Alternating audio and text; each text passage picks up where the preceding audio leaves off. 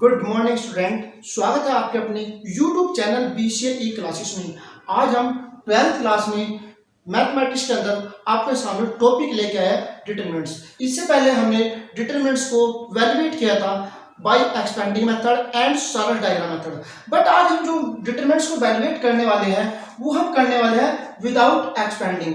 मतलब without expanding हम determinant को कैसे फाइंड आउट करते हैं। विदाउट एक्सपेंडिंग में हम यहाँ पे डिटरमिनेंट्स को फाइंड आउट करने के लिए कुछ सम प्रॉपर्टीज है, उन प्रॉपर्टीज का यूज करके हम यहाँ पे डिटरमिनेंट्स की वैल्यू फाइंड आउट करते हैं कि अगर हमारे पास कोई डिटरमिनेंट्स है हम उसमें प्रॉपर्टीज का यूज कैसे करते हैं। इस वीडियो में हम आपके सामने इसी के लिए डिस्कस करने वाले हैं। तो आइए हम करते हैं अपनी कुछ प्रॉपर्टीज। तो स्टूडेंट्स यहाँ पे आप देख रहे हो कि जो हमारे पास प्रॉपर्टी नंबर फर्स्ट है, जो फर्स्ट प्रॉपर्टी है किसकी, डिटरमिनेंट्स की, उसको हम कैसे डिटरमिनेंट्स को वैल्यूएट करने में इसका यूज करेंगे। इसमें क्या कहा गया है कि the value of determinant remains unchanged if its row and columns are interchange. कि यदि किसी डिटरमिनेंट्स की रो को कॉलम के साथ या कॉलम को रो के साथ इंटरचेंज कर देते हैं तो जो डिटरमिनेंट्स की वैल्यू है वो क्या होगी, अनचेंज रहेगी। मतलब डिटरमिनेंट्स की वैल्यू नहीं बदलेगी। तो आइए हम यहाँ पे एक एग्जांपल के द्वारा कैसे करते हैं। लेट के हमने यहाँ पे कोई determinants a1 a2 a3 b1 b2 b3 c1 c2 c3 हमने क्या किया, यहाँ पे रो को कॉलम में इंटरचेंज कर दिया कि जो ये आया हमारे पास जिसको हम कह सकते हैं यहाँ पे ट्रांसपोज कर दिया। तो ये क्या होगा, a1 a2 a3 b1 b2 b3 c1 c2 c3। इस तरह से स्टूडेंट्स आप यहाँ देख सकते हो कि जो a का डिटरमिनेंट्स होगा उसकी वैल्यू a का जो ट्रांसपोज है उसके डिटरमिनेंट्स के इक्वल होगी। यही हमारा प्रॉपर्टी नंबर फर्स्ट में कहा गया है कि डिटरमिनेंट्स रिमेन अनचेंज, कि डिटरमिनेंट्स की वैल्यू क्या होती है, अनचेंज हो जाती है if row and column are interchange. मतलब हम कह सकते हैं कि जब इनका ट्रांसपोज किया जाता है तो क्या होगा, यहाँ पे इन जो डिटरमिनेंट्स की वैल्यू होगी वह क्या होगी, अनचेंज होगी। कि कह सकते हैं कि जो a का डिटरमिनेंट्स है और जो a के ट्रांसपोज, जो हमने रो को मतलब यहाँ पे कॉलम को हमने रो में कन्वर्ट किया, जो इसका ट्रांसपोज है उसकी वैल्यू जो होगी वह हमारी क्या होगी, सेम इक्वल ही आएगी। तो ये थी हमारी प्रॉपर्टी फर्स्ट। आइए स्टूडेंट्स अब हम करते हैं प्रॉपर्टी सेकंड प्रॉपर्टी है, इसमें कहा है इफ एनी टू रो और column of a determinants are interchange then sign of determinants is change. इसमें कहा गया है इस प्रॉपर्टी में कि जब किसी टू रो और टू कॉलम मतलब किन्हीं दो रो और दो कॉलम को आपस में इंटरचेंज करते हैं तो जो डिटरमिनेंट्स है उसका साइन क्या होगा, चेंज हो जाएगा। यहाँ पे रो के साथ इंटरचेंज की बात हो रही है और कॉलम के साथ इंटरचेंज की बात हो रही है। जो हमारे पास फर्स्ट प्रॉपर्टी थी उसमें क्या था, हमारा रो टू कॉलम था, मतलब रो को कॉलम के साथ इंटरचेंज किया जा रहा था। बट यहाँ पे क्या है कि रो को रो के साथ इंटरचेंज होगा और कॉलम का कॉलम के साथ ही इंटरचेंज होगा। तो इस तरह से जब हम इंटरचेंज करते हैं तो जो डिटरमिनेंट का साइन होगा वो क्या होगा, चेंज हो जाएगा। तो यहाँ पे आप कह सकते हैं कि जैसे हमारे पास एक डिटरमिनेंट्स है, हमारे पास a1 a2 a3 b1 b2 b3 c1 c2 c3। जब हम यहाँ पे इंटरचेंज करते हैं मतलब कि r1 को इंटरचेंज किया r2 के साथ, r1 को इंटरचेंज किससे किया, 2 के साथ।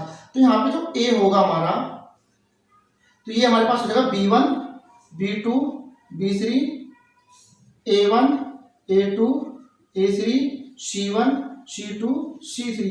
तो इस तरह से हमारा जो r2 है r1 के रिप्लेस में चले जाएगा और r1 जो है r2 के रिप्लेस में। तो इस तरह से इंटरचेंज किया तो यहाँ पे क्या होगा, साइन चेंज हो जाएगा, जो पॉजिटिव था वो नेगेटिव हो जाएगा। इसी तरह से जब हम इसका r3 का इंटरचेंज r2 के साथ करते हैं, अब हम यहाँ पे करते हैं r3 को इंटरचेंज किया किसके साथ, r2 के साथ। तो हमारा a इक्वल टू क्या हो जाएगा, b1 b2 b3 c1 c2 c3 और यहाँ जाएगा हमारा a1 a2 a3। तो एक माइनस पहले था और एक साइन अब चेंज होगा तो माइनस पहले तो, और एक साइन अब चेंज होगा तो माइनस माइनस क्या हो जाएगा हमारे पास प्लस हो जाएगा। तो इस तरह से स्टूडेंट्स जब कभी भी किन्हीं टू रो एंड कॉलम को इंटरचेंज किया जाता है कि रो का रो के साथ इंटरचेंज और कॉलम का कॉलम के साथ इंटरचेंज किया जाएगा तो डिटरमिनेंट का जो साइन होगा वो चेंज हो जाएगा। तो इस तरह से मैंने यहाँ पे रो को करके दिखाया। आप कॉलम को भी चेंज कर सकते हो कि ये जो C2 कॉलम है हमारे पास ये हमारा C1 के साथ इंटरचेंज कर दो तो इस तरह से हमारा जो साइन है वो चेंज हो जाएगा। आइए स्टूडेंट अब हम चलते हैं अपनी प्रॉपर्टी नंबर 3 पे। स्टूडेंट्स आप यहाँ देख रहे हो जो प्रॉपर्टी नंबर 3 है इसमें क्या कहा गया, इफ एनी टू रो और कॉलम कि यदि कोई दो रो या कोई दो column of a determinant are identical कि कोई दो रो या कोई दो कॉलम किसी डिटरमिनेंट्स के क्या हो आइडेंटिकल हो, मतलब कि हम कह सकते हैं are corresponding elements are equal कि जो उसके सभी कोरस्पॉन्डिंग एलिमेंट्स हैं वो क्या होंगे इक्वल होंगे, then the value of determinants is zero. तो डिटरमिनेंट्स की क्या वैल्यू क्या होगी, वो क्या होगी जीरो होगी। तो स्टूडेंट्स आइए इस प्रॉपर्टी को हम इस तरह से कर सकते हैं कि हमारे पास कोई एक डिटरमिनेंट्स है 5 3 2 1 0 4 5 3 2। तो स्टूडेंट्स आप यहाँ पे देख रहे हो कि जो हमारा C1 है, ये जो C1 है कॉलम और जो C2 कॉलम है ये C3 कॉलम है, C1 कॉलम और C3 कॉलम, C1 कॉलम के जो ऑल एलिमेंट्स है वो C3 कॉलम के ऑल एलिमेंट्स के इक्वल है। तो आप कह सकते हैं कि जो C1 है वो इक्वल टू है किसके C3 के। तो यहाँ पे जो A का डिटरमिनेंट्स होगा इसकी वैल्यू क्या होगी जीरो होगी। यही इस प्रॉपर्टी में कहा गया है कि टू रो और two column of a determinants are identical कि वे क्या होंगे आपस में इक्वल होंगे। तो वहां पे जो डिटरमिनेंट्स की वैल्यू होगी वो क्या होगी जीरो होगी। तो इस तरह से स्टूडेंट्स हमने यहाँ पे 3 प्रॉपर्टी की है। तो आइए स्टूडेंट अब हम चलते हैं अपनी प्रॉपर्टी नंबर 4 की ओर। प्रॉपर्टी नंबर 4 यहाँ पे क्या कहती है, प्रॉपर्टी नंबर 4 में कहा गया इफ ईच एलिमेंट्स ऑफ ए रो और कॉलम यदि किसी रो के प्रत्येक एलिमेंट्स में ऑफ ए डिटरमिनेंट्स किसी डिटरमिनेंट्स के रो या कॉलम के प्रत्येक एलिमेंट्स में is multiplied by A constants के, यदि किसी कांस्टेंट्स नंबर जो k है उसकी मल्टीप्लाई करते हैं then its value gets multiplied by k। तो वो जो डिटरमिनेंट्स है उसकी जो वैल्यू आएगी वो भी हमारी k से मल्टीप्लाइड होगी। तो आइए इसको समझते हैं हम कि जैसे हमारे पास ये a है, यहाँ पे एक जो हमारे पास है a1 a2 a3 b1 b2 b3 c1 c2 c3। जब हम यहाँ पे इसमें किसी कांस्टेंट से मल्टीप्लाई करते हैं, लेट के हमने कांस्टेंट से मल्टीप्लाई की k से, ठीक है, तो यहाँ पे कांस्टेंट से मल्टीप्लाई k से करेंगे तो इसकी जो डिटरमिनेंट्स होगी उसमें भी k से मल्टीप्लाई हो जाएगी। तो ये हमारे पास है k a का डिटरमिनेंट्स इज इक्वल टू, और जब हम मेन जो पॉइंट है वो ये है कि जब हम किसी कांस्टेंट्स की इसके अंदर मल्टीप्लाई करेंगे तो ये जो मल्टीप्लाई है हमारे पास ये किसी एक रो या किसी एक कॉलम के साथ ही होगी, ये पूरे के पूरे डिटरमिनेंट्स के ऑल एलिमेंट के साथ नहीं होगी, किसी एक रो या किसी एक कॉलम के साथ ही होगी।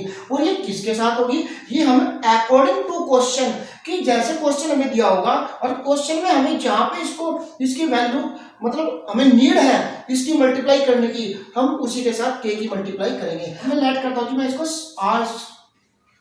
R1 के साथ मल्टीप्लाई करता हूँ तो हमारे पास हो जाएगा यहाँ पे KA1 KA2 KA3, ये B1 B2 B3 C1 C2 C3 ये एडिटीज रहेंगे।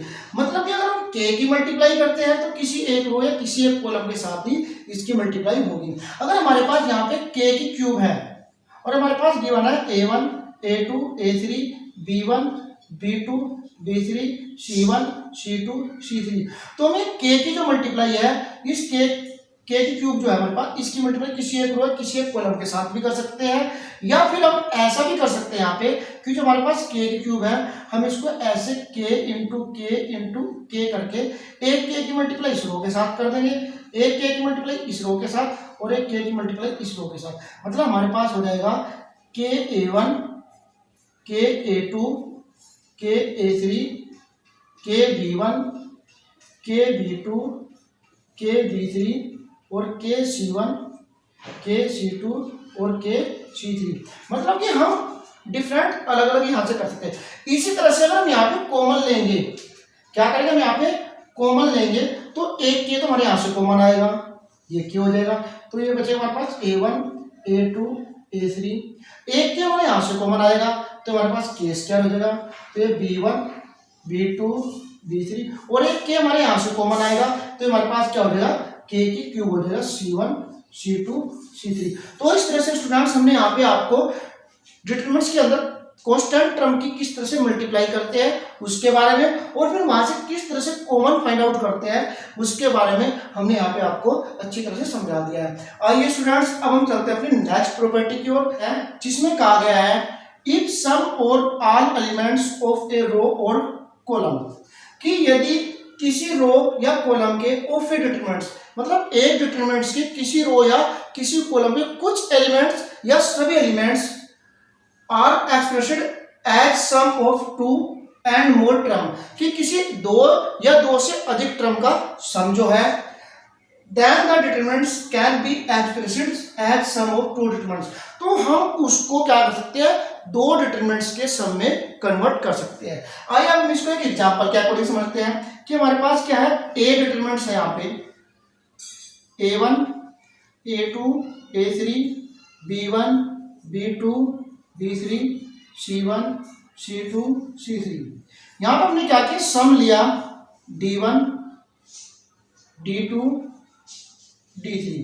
तो स्टूडेंट्स यहाँ पे हम इसको कैसे करेंगे कि एक बार तो हम क्या करेंगे, यहाँ पे जो D1 D2 D3 है इसको यहाँ से इसको हटा देंगे और जो हमारे पास है उस लिख देंगे, तो हमारे पास ये आ जाएगा A1 A2 A3 B1 B2 B3 C1 C2 C3 plus, अब हम यहाँ से हमने एक बार तो डी वाले पोर्शन को हटाया, अब हम यहाँ से ए वाले पोर्शन को हटा के जो हमारे पास दिखाई दे रहा है हम सेम लिख देंगे।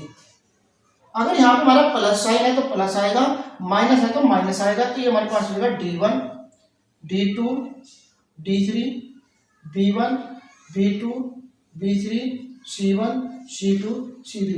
इस तरह से हमारे पास दो डिटरमिनेंट्स आ जाएगी और इन दो डिटरमिनेंट्स को हम अलग अलग सॉर्ट आउट करके इसकी डिटरमिनेंट्स की वैल्यू फाइंड आउट कर सकते हैं। इसमें हमारी जो एक्सरसाइज है उसके अंदर कुछ क्वेश्चंस ऐसे हैं कि जब किसी डिटरमिनेंट्स में इस तरह से ऐड करके दिए होंगे तो हम उनको अलग अलग करके सॉर्ट आउट कर सकते हैं। ऐसा करने से डिटरमिनेंट्स की वैल्यू फाइंड आउट करना क्या होगा, हमारे लिए ईजी रहेगा। तो स्टूडेंट्स ये हमारे पास जो प्रॉपर्टी नंबर 5 थी, आइए हम करते हैं यहाँ पे प्रॉपर्टी नंबर 6 जो कि इसकी डिटरमिनेंट्स की लास्ट प्रॉपर्टी है। तो स्टूडेंट्स यहाँ पे जो 6 प्रॉपर्टी है इसमें क्या कहा गया है, इसमें कहा गया है इफ ऑल एलिमेंट्स ऑफ ए रो और कॉलम ऑफ ए डिटरमिनेंट्स, यदि किसी डिटरमिनेंट्स के कोई एक रो या किसी एक कॉलम के ऑल एलिमेंट्स के सभी उसके जो एलिमेंट्स है आर जीरो, कि भाई सारे सारे क्या होंगे, जीरो होंगे, then the value of determinants is zero, तब क्या होगा, डिटरमिनेंट्स की जो वैल्यू है वो क्या होगी, जीरो होगी। तो इस तरह से यहाँ पे डिटरमिनेंट्स की वैल्यू क्या हो जाएगी, जीरो हो जाएगी। आइए हम इसको एक एग्जांपल के द्वारा, तो आइए स्टूडेंट्स हम इसको एक एग्जांपल के द्वारा देखते हैं कि हमारे पास एक जो डिटरमिनेंट्स है ए, वो हमारे पास है 5 3 2 0 0 0 1 4 -1। तो स्टूडेंट्स आप यहाँ पे क्या देख रहे हो कि जो हमारे पास ये R2 है, R2 जो रो है हमारे पास, इसके सारे सारे एलिमेंट्स क्या है, जीरो है। तो देन तब क्या होगा कि जो ए की वैल्यू होगी, डिटरमिनेंट्स ए होगा, वो क्या होगा, हमारा जीरो होगा। तो इस तरह से स्टूडेंट्स हमने यहाँ पे जो 6 प्रॉपर्टी, जो हमने यहाँ पे 6 प्रॉपर्टी की है, प्रॉपर्टी 1 से लेके प्रॉपर्टी 6 तक, इन सभी प्रॉपर्टी का यूज करके हम डिटरमिनेंट्स की वैल्यू फाइंड आउट कर सकते हैं विदाउट एक्सपेंडिंग। तो इसी को यहाँ पे कहते हैं कि हम प्रॉपर्टी का यूज करके डिटरमिनेंट्स की वैल्यू कैसे निकालते हैं। आइए अब हम इन प्रॉपर्टीज को कुछ एग्जांपल्स के द्वारा यहाँ पे एक्सप्लेन करा रहे हैं कि उन एग्जांपल्स में हम इन प्रॉपर्टी का यूज कैसे करेंगे। तो आइए हम आपके सामने यहाँ पे कुछ एग्जांपल एक्सप्लेन कर रहे हैं। तो आइए स्टूडेंट्स अब हम यहाँ पे लेते हैं सबसे पहले एग्जांपल नंबर 1 कि जो हमारे पास यहाँ पे है कि जो ए है इसकी वैल्यू फाइंड आउट करनी है। जो हमने एग्जांपल्स लिया है 102, मतलब जो हमने एग्जांपल लिया है यहाँ पे वो क्या है, 102 18 18 36 1 3 2 17 3 6। तो स्टूडेंट्स हमें इस डिटरमिनेंट्स की वैल्यू फाइंड आउट करनी है। पहले हमने जो लास्ट वीडियो में इसके डिटरमिनेंट्स फाइंड आउट की थी वो हमने एक्सपेंड करके की थी, या फिर हमने सारस डायग्राम मेथड के द्वारा ये डिटरमिनेंट्स की वैल्यू हमने फाइंड आउट की थी। बट अब हमें यहाँ पे इसको ना तो एक्सपेंड करना, नहीं यहाँ पे हम इसको सारस डायग्राम यूज करना, हम यहाँ पे प्रॉपर्टीज का यूज करेंगे। तो आइए अब हम यहाँ पे प्रॉपर्टीज का यूज कैसे करते हैं उसके बारे में एक्सप्लेन यहाँ पे कर रहे हैं। तो ए का डिटरमिनेंट्स इक्वल टू, तो स्टूडेंट्स हम इसको ऐसे लिख सकते हैं कि 6 × 17, 6 × 3, 6 × 6। हमने यहाँ पे देखा कि पूरी टर्म में से एक टर्म जो हमारे पास 6 है वो कॉमन आ रही है। तो यहाँ पे 1, 3, 2, 17, 3, 6। तो स्टूडेंट्स आप यहाँ पे जब देखते हो कि जो यहाँ पे 6 हम बाहर कॉमन लेंगे तो a का डाट इक्वल टू 6 बार हमने कॉमन लिया तो हमारे पास है 17, 3, 6, 1, 3, 2, 17, 3, 6। तो स्टूडेंट्स आप यहाँ पे देख रहे हो कि जो हमारे पास ये R1 है और जो R2 है कि R1 के R elements is equal to R2 के R कोरस्पोंडिंग एलिमेंट्स, ये क्या हमारे इक्वल है। जब किसी डिटरमिनेंट्स के कोई दो रो या कोई दो कॉलम आपस में इक्वल हो जाते हैं तो वहां पे क्या होगा कि यहाँ पे ए का जो डिटरमिनेंट्स होगा इसकी वैल्यू क्या होगी, 0 होगी। तो स्टूडेंट्स देखना हमने यहाँ पे प्रॉपर्टी का यूज किया जिसमें हमने एनी टू रो या एनी टू कॉलम, कोई भी दो रो या कोई भी दो कॉलम के जो ऑल एलिमेंट्स है मतलब कोरस्पॉन्डिंग एलिमेंट्स है अगर वे इक्वल होंगे तो उसके डिटरमिनेंट्स की वैल्यू क्या होगी, 0 होगी। तो इस तरह से हमने यहाँ पे प्रॉपर्टीज का यूज करके इसकी वैल्यू 0 की है। तो आइए स्टूडेंट्स अब हम एक और एग्जाम्पल यहाँ पे लेते हैं। तो स्टूडेंट्स हम यहाँ पे एग्जाम्पल ले रहे हैं आपके सामने, ए का det is equal to x plus Y, y plus Z और z प्लस एक्स, ये हमने डिटरमिनेंट्स लिया और यहाँ पे हमारे पास है z, x, y और ये 1, 1, 1। तो हमें इस डिटरमिनेंट्स की वैल्यू फाइंड आउट करनी है, वो भी कैसे, विदाउट एक्सपेंडिंग। तो स्टूडेंट्स अब यहाँ पे प्रॉपर्टी का यूज करते हैं हम यहाँ पे कि हमने R1 को चेंज किया R1 प्लस R2 कि R1 और R2 को हमने क्या किया यहाँ पे ऐड कर लिया। तो A का डिटरमिनेंट्स इक्वल टू क्या है हमारे पास, x plus Y plus Z, x plus Y plus Z, x plus Y plus Z. ये हमारे पास z, x, y 1, 1, 1। तो स्टूडेंट्स यहाँ पे हमने क्या किया कि जो x plus Y plus Z है ये R1 को हमारे पास दिया हुआ है, R1 में से कॉमन आ गया। तो A equal to x plus Y plus Z हमने यहाँ से कॉमन ले लिया तो हमारे पास बचेगा 1, 1, 1 और ये जेड, x, y 1, 1, 1। तो इस तरह से स्टूडेंट्स आप देख रहे हो कि ये R1 है और जो R3 है, मतलब कि हम कह सकते हैं कि जो R1 है वो R3 के इक्वल है, कि R1 के जो R एलिमेंट्स हैं वो इक्वल है किसके, R3 के कोरस्पोंडिंग एलिमेंट्स के इक्वल है। तो जब कोई टू रो या कोई टू कॉलम आपस में इक्वल हो जाते हैं तो A की जो डिटरमिनेंट्स होगा तो जो A की वैल्यू आएगी, A का डैट इज इक्वल टू 0। तो स्टूडेंट्स इस तरह से यहाँ पे हमने क्या किया, इसको 0 फाइंड आउट किया। तो स्टूडेंट्स इस तरह से हमने आपके सामने यहाँ पे 2 एग्जाम्पल एक्सप्लेन किया है जिससे हमने उन प्रॉपर्टी को यूज किया है कि कैसे उनका हम यूज यहाँ पे करते हैं। तो आइए स्टूडेंट्स अब हम एक और एग्जाम्पल यहाँ पे आपके सामने लेंगे जिसमें स्टूडेंट्स ये हमारे पास एग्जाम्पल नंबर 3 है कि जो हमने लिया है a b c x y z a x plus b a plus x b plus y c plus z। तो हम इसको सोल्व आउट करते हैं। तो हमने यहाँ पे प्रॉपर्टी की थी, वो प्रॉपर्टी हमारी क्या थी कि जब कोई रो के साथ कोई भी इस तरह से वैल्यू ऐड हो तो हम इसको अलग अलग करके लिख सकते हैं कि एक बार हम इतना लिखेंगे डिटरमिनेंट्स को प्लस करके फिर हम ये छिपा लेंगे जो दिखाई दे रहा है उसको लिखेंगे। तो आइए हम इसको ऐसे यहाँ पे सॉल्व आउट करते हैं। तो ये a b c x y z, पहले हम ये a b c लिखेंगे a b c प्लस, अब हम ये तो एलिमेंट्स के मतलब ये रो c1 और c2 हम सेम लिखेंगे a b c x y z और x y z।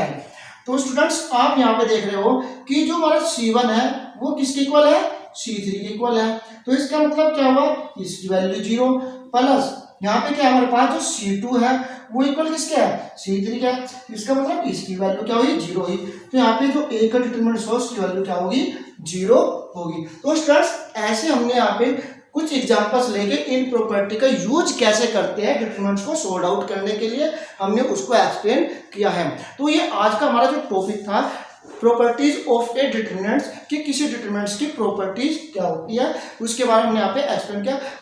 तो इस तरह से स्टूडेंट्स हमने आपके सामने यहाँ पे प्रॉपर्टीज का यूज करके डिटरमिनेंट्स को कैसे सोल्व आउट करते हैं उसके बारे में एक्सप्लेन किया। कल फिर हम आएंगे नई वीडियो के साथ और नई एक्सरसाइज लेके, जो कि हमारे पास है 4.2, जिसमें हम इन प्रॉपर्टीज का यूज करके डिटरमिनेंट्स के क्वेश्चन को सोल्व करेंगे। तो तब तक हमारे चैनल के साथ बने रहिए, चैनल को सब्सक्राइब कीजिए और वीडियो को लाइक कीजिए, ज़्यादा से ज़्यादा दोस्तों में शेयर कीजिए और मेरे को इजाज़त दीजिए। धन्यवाद।